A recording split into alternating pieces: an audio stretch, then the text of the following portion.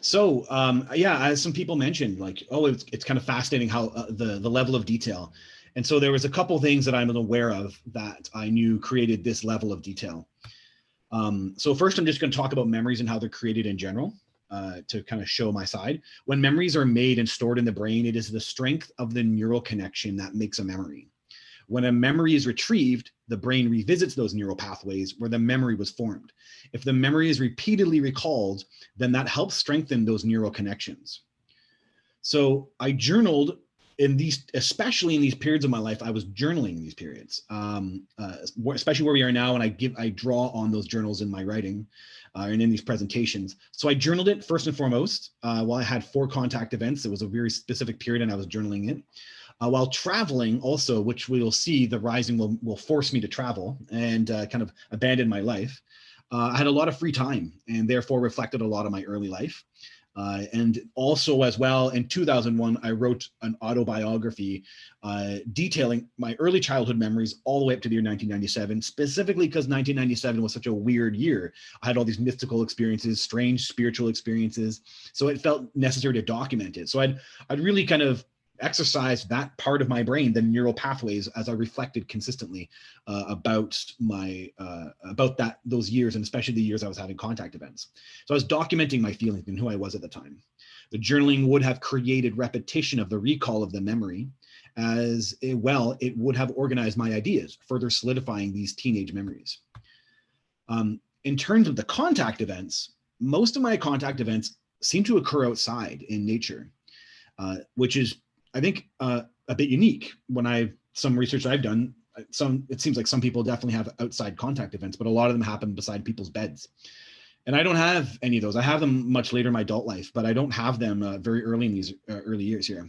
I believe this aided my recall, as in most cases, the events happen with distinct visual environments. Visual memories are much more easier to recall from the brain.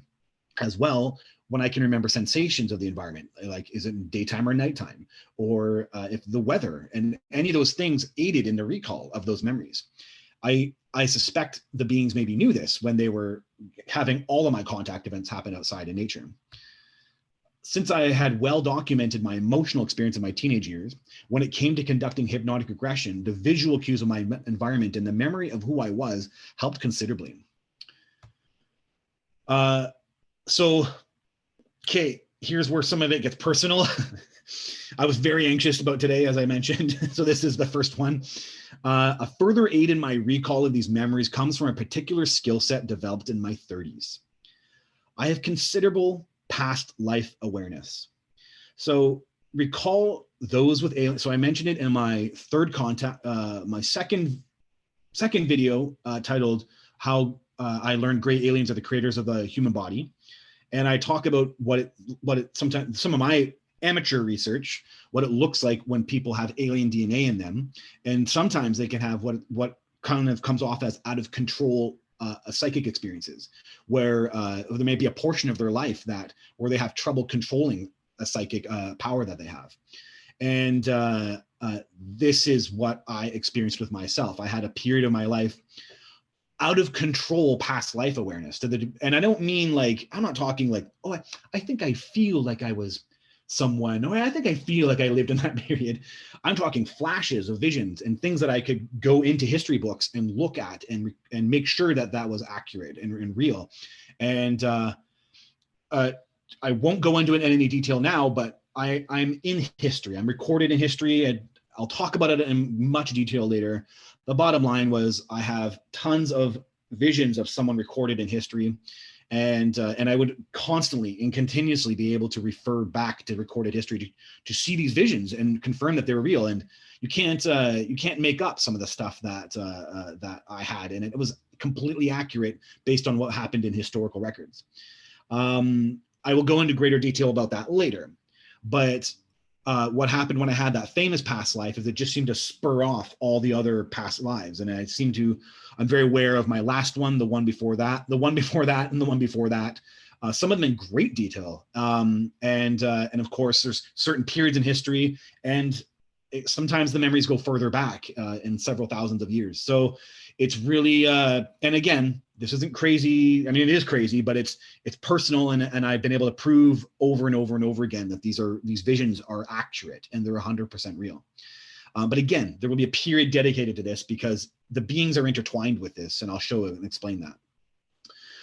So here I am saying I've had plenty of detailed visions of past life memories where I was able to repeatedly prove to myself were real because they contain historical information about different time periods. I have never had an interest in history either. I've never had this knowledge previously. I was a musician. I was an artist. I didn't focus on reading historical books. And again, I mentioned I'll be explaining detail in later. I remember my last four previous past lives, and I can see my personality and consciousness development through these lives. Anyway, again, it's a period, something I'll delve into. Yeah. So though I never conducted regression on my past lives, that's another part of this too. I never studied this. It was just something going on in my background of my life while I was doing my MBA of all things. And I learned the internal cues of seeing and experiencing information from my deep subconscious and knowing what was real and what was my imagination. I can't, until you get there, I can't help you understand that any more than I was able to understand those deeper layers of my subconscious. I got good at recognizing internal cues to know what was real, what my mind was interpreting, and even when my mind was blocking something. My hypnotic regressionist dealing with these alien contact events explicitly said that she was amazed at my ability to, I could tell when my mind was making things up in my contact events, like, oh, I was filling in gaps because something was incomprehensible to my mind. And I could feel, and I knew that was occurring. And she was amazed that I was able to have that level of understanding about my own imagery, that I could see that I was making up things versus what really was in that craft or what I was experiencing. So recall, and here's the trick of it all. Recalling memories after having your memories erased, like these beings do, is very similar to regaining past life memories. It's the exact same process, and this skill set aided my recall of my experience with these beings. Now, here's the kicker. Remember this holographic timeline from the very first contact event, and of course, I brought this up repeatedly. So she said we're interested in here, and here.